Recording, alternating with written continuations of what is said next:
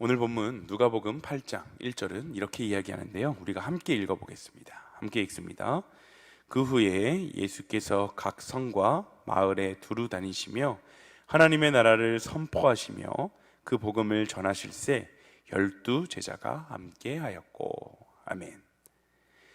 이제 예수님께서는 제자들을 함께 데리고 다니시면서 각 성과 마을을 살피시고 전도 여행을 시작하셨음을 잘 알려줍니다.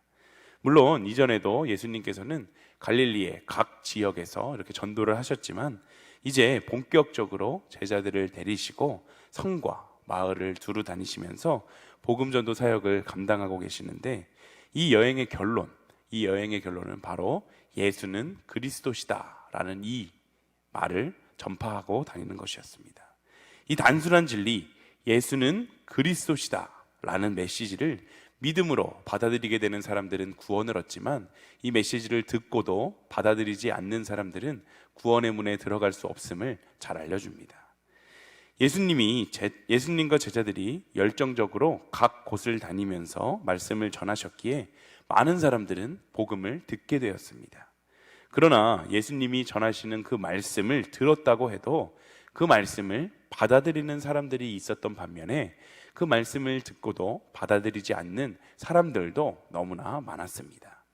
본문 4절부터 15절까지는 우리가 흔히 씨 뿌리는 자의 비유로 부르는 예수님의 말씀인데 이 비유에 보면 씨 뿌리는 자와 네 종류의 땅이 등장합니다. 여기서 씨는 하나님의 말씀을 상징하며 또 씨 뿌리는 자는 하나님 또는 복음을 전달하는 사람을 상징하고 네 종류의 땅은 각각 그 복음을 전하는 사람, 복음을 대하는 사람들의 다양한 마음 상태를 말합니다. 그런데 우리가 이 비유에서 주목해 보아야 할 사실은 땅의 종류와 전혀 상관없이 씨를 뿌리는 자나 씨앗, 그 씨앗은 언제나 동일하다는 사실입니다.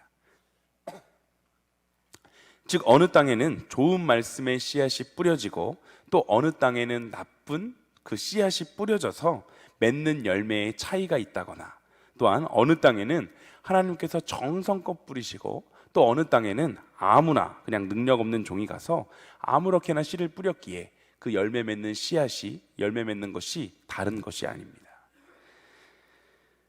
그럼에도 불구하고 뿌려진 씨앗이 자라나는 것에는 그 결과는 엄청난 차이가 있게 되는데 이 차이는 뿌려진 땅, 곧 말씀을 대하는 사람의 마음 태도에 달려 있다는 것입니다.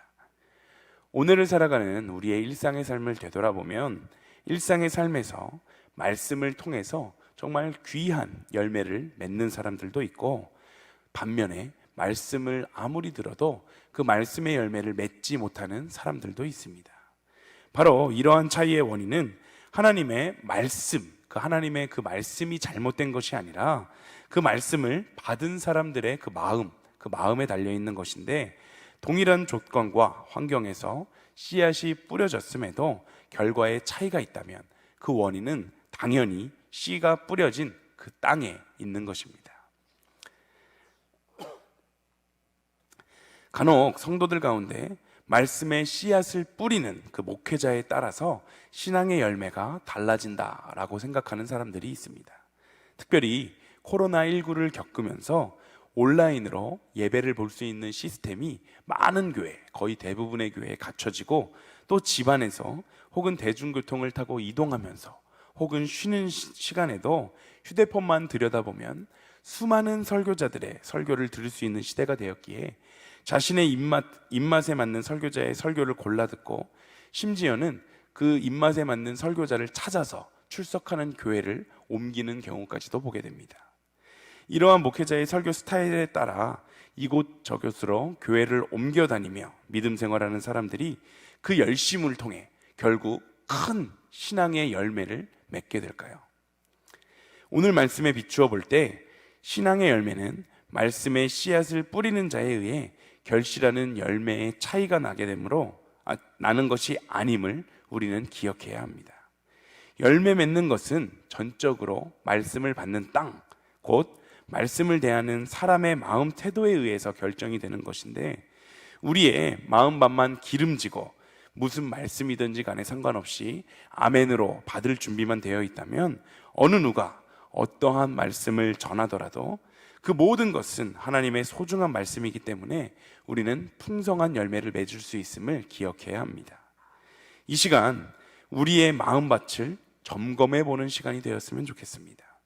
혹시 우리의 마음이 길가, 바위 위, 가시떨기와 같진 않으신가요? 혹시 그렇다면 이제 계절도 추운 겨울의 막바지가 되고 봄바람이 불어오는 이때에 우리의 마음밭을 잘 가꾸어 부드러운 마음을 소유할 수 있게 되기를 소망합니다. 우리의 마음밭에 세상의 염려와 근심으로 수많은 잡초들이 생겨났다면 모두 뽑아서 성령의 불로 태워버리시기를 소망합니다. 그리하여 우리의 마음밭이 모두 좋은 땅이 되어서 하나님의 말씀이 우리의 삶 가운데 드러나게 되고 하나님이 놀랍게 역사하시는 그러한 바로 우리의 삶을 통해 소망하는 일신교회의 모든 성도님들이 다 되시기를 간절히 소망합니다. 구체적으로 말씀의 씨가 좋은 땅에 뿌려진다는 것은 본문 15절에 보면 말씀을 듣고 지키어 인내하는 것, 바로 인내로 결실하는 것이라고 말하고 있습니다. 본문 15절을 우리가 함께 읽어보겠습니다. 15절입니다. 좋은 땅에 있다는 것은 착하고 좋은 마음으로 말씀을 듣고 지키어 인내로 결실하는 자니라. 아멘.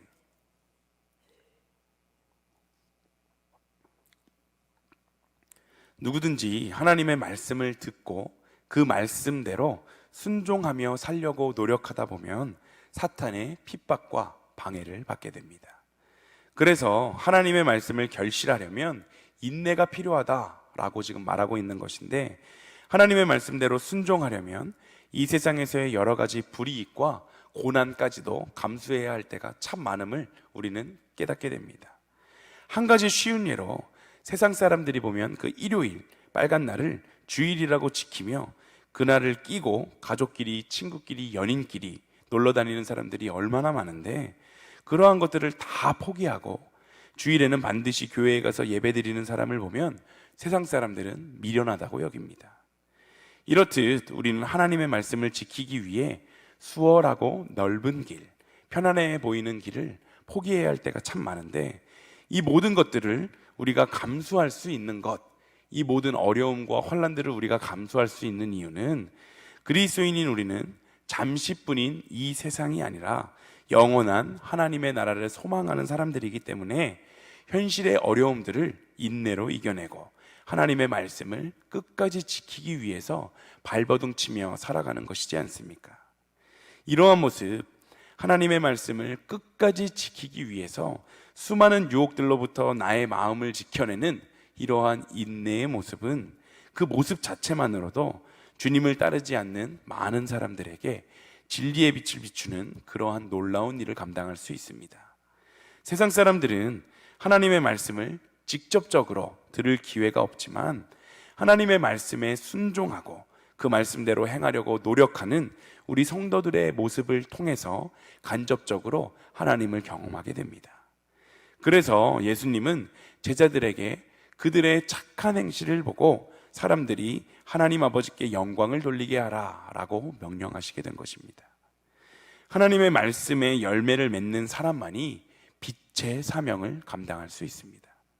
우리 일신교회 모든 성도님들의 마음밭이 성령으로 새롭게 좋은 땅이 되어서 믿음과 인내로 풍성하게 열매 맺고, 또한 그러한 모습을 통해 하나님을 모르고 죽어가는 사람들에게 선한 영향력, 하나님의 놀라운 사랑과 은혜를 흘려보낼 수 있는 우리 모두의 삶이 다 되기를 간절히 소망합니다. 하나님을 믿는 성도와 그렇지 않은 사람들의 그 차이는 삶의 위기가 있느냐 없느냐, 바로 이것에 달려있지 않습니다. 하나님을 믿건 안 믿건 간에 상관없이 모두에게는 위기와 환난이 찾아오게 되는데, 그 차이는 그 위기를 대처하는 그 바로 자세에 달려 있습니다. 본문 23절을 함께 읽어보겠습니다. 23절입니다. 행선할 때에 예수께서 잠이 드셨더니 마침 광풍이 호수로 내리침에 배에 물이 가득하게 되어 위태한지라. 제자들이 예수님과 함께 배를 타고 호수를 건널 때 광풍이 불어서 위험한 상황에 빠지게 됩니다. 이 사건은 우리가 아무리 주님과 동행하며 산다고 해도 언제든지 우리의 삶에는 위기와 환란이 찾아올 수 있음을 잘 보여줍니다. 그럼에도 불구하고 많은 성도가 자신의 삶에 위기와 환란이 닥치지 않게 해달라고 너무나도 열심히 간절히 간구하지만 그렇다고 해서 인생이 그렇게만 평탄하게 흘러가는 것은 아니죠. 그런데 주님과 동행하는 성도의 삶의 특징은 환란을 당할 때에도 믿음으로 담대하게 극복할 수 있다는 것입니다.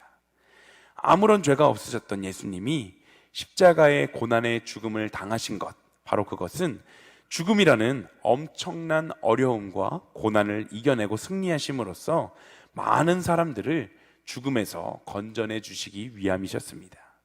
그러므로 우리는 인생에서 어떠한 예기치 못한 위기와 환란을 만나게 되더라도 이상하게 여기거나 당황하지 말고 담대하게 하나님만을 붙들며 하나님께 의지하며 이겨낼 수 있어야 합니다. 풍랑이 일어서 배가 파선할 지경에 이르자 제자들은 죽음의 공포에 사로잡혔습니다.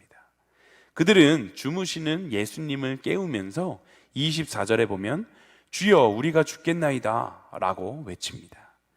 그런데 예수님께서는 잠에서 깨어나셔서 바람과 물결을 꾸짖으시고 물결을 잠잠하게 하시고는 제자들의 믿음 없음을 꾸짖으십니다.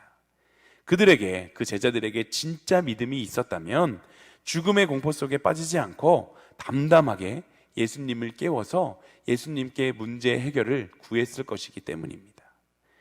홍해를 앞두고 바로의 군대에게 추격당하는 상황에서 당황한 이스라엘 백성들에게 모세는 출애굽기 14장 13절에 보면 두려워하지 말고 가만히 서서 여호와가 너희를 위해 행하시는 구원을 보라 라고 말했습니다.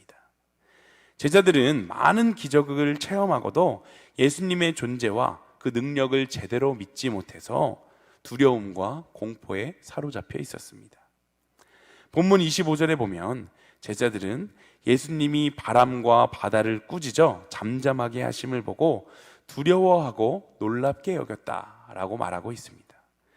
풍랑으로 인한 두려움과 놀라움이 죽음의 공포, 그 죽음의 공포 때문에 인한 것이었다면 예수님의 기적의 역사로 인한 두려움과 놀라움은 구원으로 인한 것이었습니다.